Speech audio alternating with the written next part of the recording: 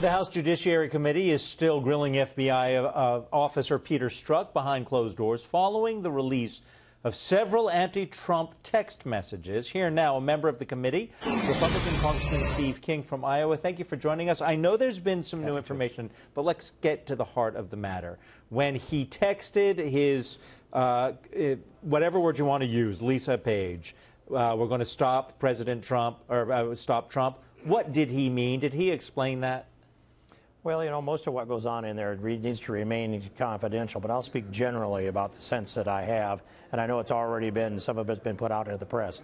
It's this, that the contention that these personal messages were personal and there's no implication in there that showed a bias, and if so, he would have been professionally separated from such a bias, and it never would have changed the way that he made decisions in the investigations. That's actually what we're being asked to believe. Do you? I have a hard time getting my mind around that. I mean, I know a lot of biased people that are very biased, and I think if any of us are going to be honest, if we have a deep bias within it, we can't avoid it affecting our management decisions. We can't just divorce ourselves from that.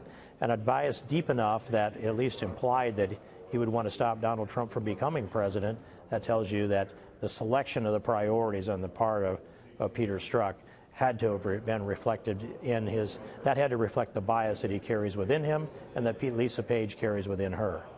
Quickly, there was one of your colleagues who said it would be one thing to say, as they did, that they can't stand Donald Trump. It's another thing to say we will stop him. It doesn't seem that there's a true explanation to that, and this, what has been told to the press, that this was an intimate conversation, doesn't seem to pass muster, does it? I mean, it doesn't sound like you're convinced.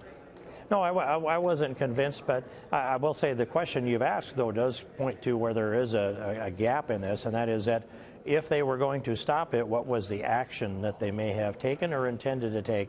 Was that asked? Was that question asked? You know, I'm not sure if it was asked definitively enough that we got a definitive answer.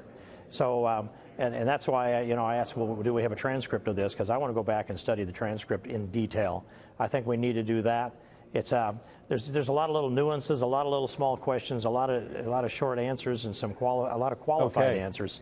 And it's very difficult to pull out of it just exactly what was said and stand here, of course, in the public after it's supposed to be a confidential meeting. I'm afraid we're out of time. Appreciate your being with us.